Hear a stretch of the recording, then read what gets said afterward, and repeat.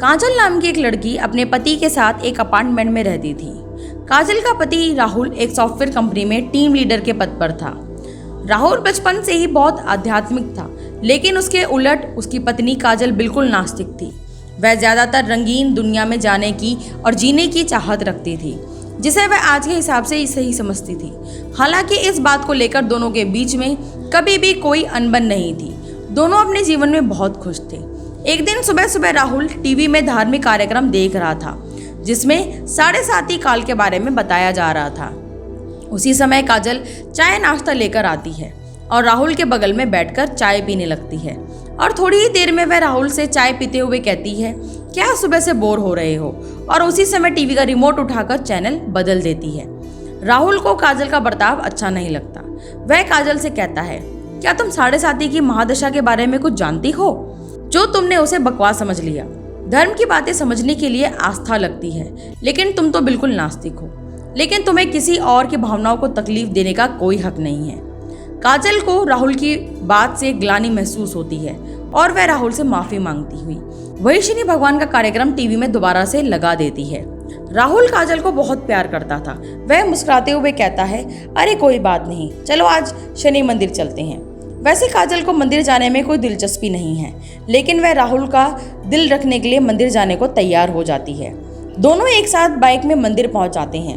मंदिर के आसपास बहुत सी छोटी छोटी दुकानें लगी होती हैं। दुकानों में भक्त अपनी अपनी पसंद की चीजें खरीद रहे होते हैं। राहुल प्रसाद खरीदकर मंदिर की तरफ चलने लगता है।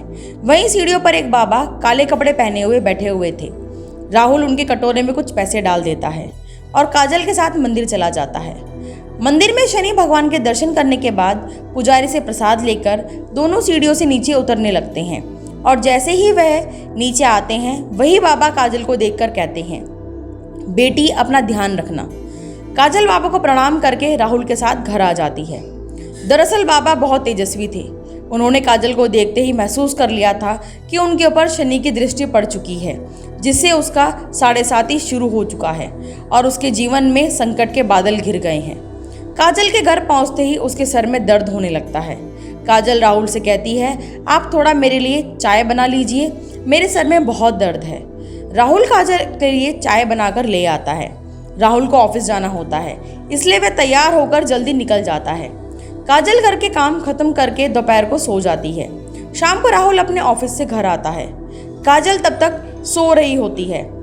राहुल काफी देर तक दरवाजा खटखटाता है, लेकिन काजल गहरी नींद में थी। उसे दरवाजे में किसी की आहट सुनाई नहीं दे रही थी। राहुल काजल को फोन लगाता है।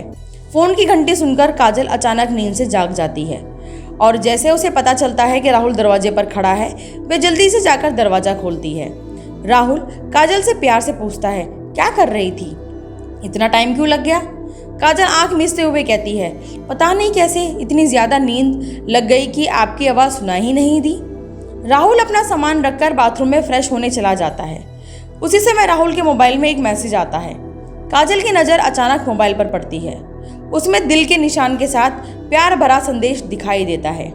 मैसेज संदेश देखते ही काजल के रोम रोम में आग लग जाती है, क्योंकि वह अपने पति से बहुत प्यार करती थी और यदि वह बेवफा निकले तो उसे बर्दाश्त नहीं होगा।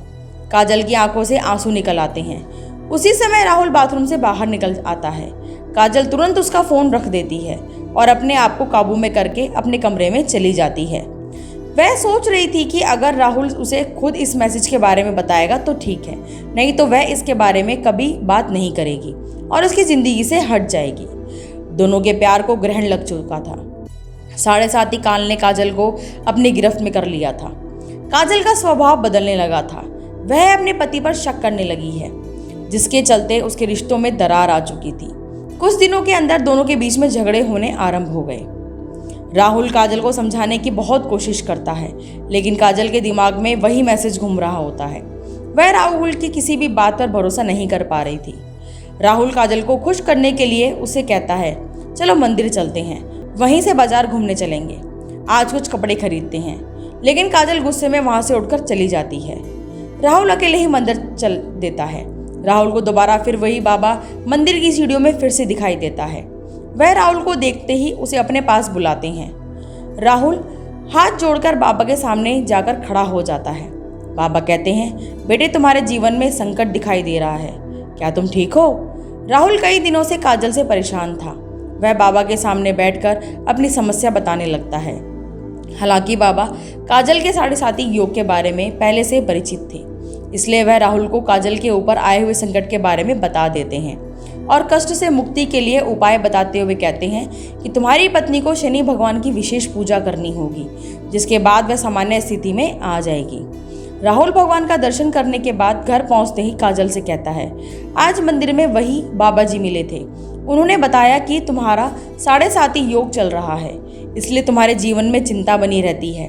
तुम शनि भगवान की पूजा करो, उससे सब ठीक हो जाएगा। काजल अचानक राहुल से कहती है कि मेरी समस्या की वजह तुम हो। राहुल पूछता है कैसे, लेकिन काजल बात को यहाँ वहाँ घुमा देती है। राहुल काजल को इस बार जोर देते हुए कहता है, हर शनिवार को तुम शनि भगवान की पूजा शुरू कर दो। लेकिन काजल राहुल को मना कर देती है और गुस्से में कहती है, तुम मुझे किसी काम के लिए मजबूर मत करो, मैं इन सब बातों पर विश्वास नहीं करती। राहुल को समझ में नहीं आ रहा था कि वह अपनी पत्नी को शनि के प्रकोप से कैसे बचाए। वह दोबारा मंदिर की तरफ जाता है और बाबा को ढूंढने लगता है, लेकिन बाबा वहां से जा चुके होते हैं और अब वह अगले हफ्ते यानी अगले शनिवार ही यहाँ आएंगे। राहुल के पास तब तक का वक्त नहीं था, क्योंकि वह समझ चुका था कि अगर यह सब ठीक नहीं हुआ तो काजल और उसका रिश्ता टूट जाएगा। वह काजल से बहुत प्यार करता था, वह उसके बिना जीने की कल्पना भी नहीं कर सकता था। राहुल मंदिर में पुजारी जी से बाबा के बारे में जानकारी लेता है, लेकिन पुजारी जी को बाबा के बारे में कुछ पता नहीं था। वह कहते हैं, बेटा मैं यहाँ सुबह से आता हूँ, लेकिन मैंने आज तक किसी बाबा को सीढ़ियों पर बैठे नहीं देखा। पता नहीं तुम किसकी बात कर रहे हो? राहुल को ताज्जुब होता है, क्योंकि वह 2 बार बाबा को मिल चुका था। वह शनि भगवान के सामने हाथ जोड़कर कहता है, प्रभु मुझे बाबा से मिलना है। और इतना कहते ही राहुल मंदिर से नीचे उतरने लगता है। अचानक सीढ़ियों में उसके सामने बाबा प्रकट हो जाते हैं और उसे एक शनि भगवान की मूर्ति देते हैं और कहते हैं, इसे अपने घर में रख लेना और इन्हें तेल से स्नान कराना, तुम्हारा कल्याण होगा। और इतना कहते ही बाबा अचानक राहुल के सामने से ओझल हो जाते हैं। राहुल को समझ जाता है यह कोई साधारण बाबा नहीं बल्कि तेजस्वी आत्मा है। राहुल अपने घर पहुंचकर शनि भगवान की मूर्ति स्थापित कर देता है। राहुल जैसे ही वह मूर्ति को तेल से स्नान कराता है, काजल पीछे से आकर जोर जोर से चिल्लाने लगती है और कहती है, खुद चरित्रहीन होकर ये ढोंग मत करो।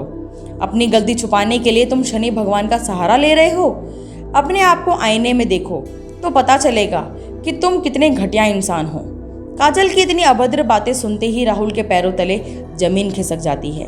उसने उम्मीद भी नहीं की थी कि काजल उससे कभी इस लहजे से बात करेगी। राहुल शांत स्वभाव का था। वह काजल को शांत करते हुए पूछता है, क्या हुआ काजल, आराम से बात करो।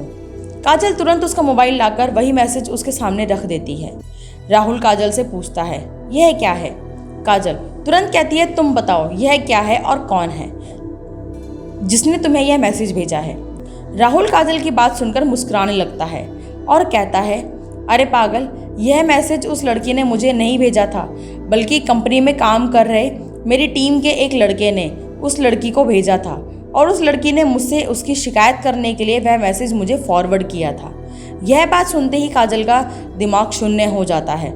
उसे कुछ समझ नहीं आता। वह जमीन पर बेसुध होकर बैठ जाती है। राहुल उसके बगल में बैठकर उसका हाथ पकड़कर पूछता है, क्या तुम इतने दिनों से इस मैसेज की वजह से मुझसे झगड़ा कर रही हो? तुम पागल तो नहीं हो गई? एक बार मुझसे पूछ तो लिया होता, मैं तुम्हारे अलावा किसी और लड़की के बारे में सोच भी नहीं सकता। काजल जोर जोर से रोने लगती है और राहुल के गले लग जाती है, अनजाने में ही सही, लेकिन शनि भगवान की कृपा से काजल की 7.5 योग से छुटकारा मिल जाता है। दोनों के जीवन में फिर से खुशियों का न्योता मिल चुका था।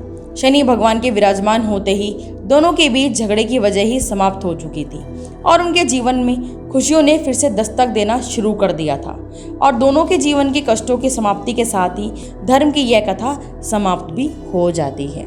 तो दोस्तों, आपको ये कहानी कैसी लगी हमें कमेंट करके ज़रूर बताएं। फिर मिलेंगे नई कहानी के साथ, तब तक के लिए राधे राधे।